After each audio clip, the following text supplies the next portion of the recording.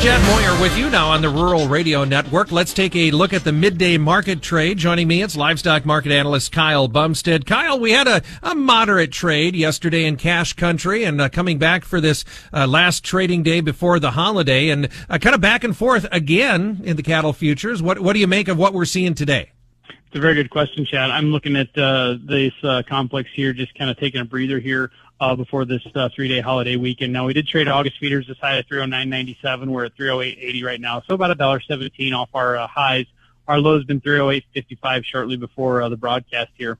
On the live cattle side of things here, August up $1.17 right now at 213.62. It'd be really good to hold this 213.5 to 214 area on a closing basis, especially if we can close above today's highs in August fast of 214.52.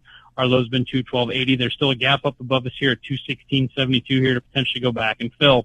Now, on the spread side of things here, we're seeing a little bit of commercial buying here with the August gaining on the October gaining on the December gaining on the February, and that February gaining on the April clear out there. So looks to me like there's some commercial buying. And speaking of commercial buying here, we've seen some cash buying out here today. 368 on dress basis here. We've seen 222 here traded in Texas and Kansas. We've seen as high as 232, maybe 233 traded here in Nebraska as well.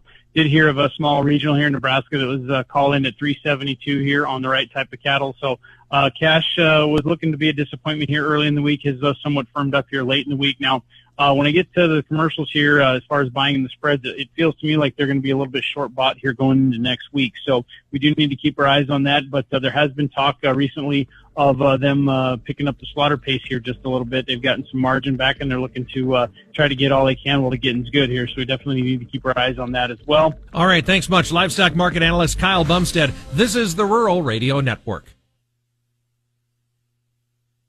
Welcome to Rodeo 60. I'm Rebel Soklocha, bringing you all things rodeo in 60 seconds or less. Let's take a quick look at the PRCA World Standings. Stetson Wright leads the all-around, no surprise there. In the bareback riding, it's Bradley Miller of Texas holding a $30,000 lead over Rocker Steiner. Nebraska's Garrett Shadbolt is holding strong in fifth with nearly $85,000 won. Tucker Allen of California tops the steer wrestling, and Riley Webb, the defending world champion, leads the tie-down roping with $123,000 to his name. In the saddle bronc riding, Ryder Wright is out front with $171,000 won, while honorary Nebraskan Zeke Thurston sits 21st. Over in the team roping, Tanner Tomlinson leads the headers, while Travis Graves leads the heelers. In the bull riding, Wasey Shala is the man to beat. And on the women's side, Cassie Mowry leads the barrel racing, while Taylor Munsell is dominating the breakaway roping with a $40,000 lead. That'll do it for Rodeo 60. All things rodeo in 60 seconds or less. This is a market update. I'm Bruce Gorder on the Rural Radio Network. Thursday's drought monitor showed another expansion of drought acres across the northwest wheat growing areas. As of July 1st, 29% of the U.S. spring wheat area is in drought, up from 25% last week.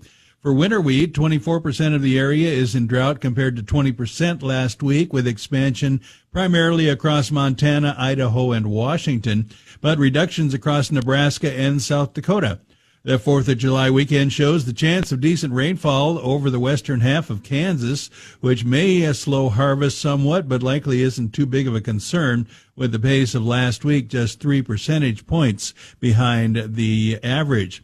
Regarding Kansas wheat, there continues to be growing concerns regarding prevalence of wheat streak mosaic virus. Wheat export sales data on Thursday showed 21.5 million bushels for sales for the week ending June 26th. September corn is up 3 at 4.21. December up 3 3/4 at 4.37 1/4. August soybeans up 4 3/4 at 10.58 1/4. November up 5 1/4 at 10.53 1/4. September wheat in Chicago 3 cents lower at 5.61. September Kansas City down 2 3/4 at 5.39 1/2. August live cattle up $1.12 at 213.57. October up 47 at 210.17. August feeder cattle down 50 cents at 308.52. September down 30 at 308.57. August lean hogs $1.40 lower at 106.50. October down 77 at 92.27. Class 3 milk for August is up 14 cents.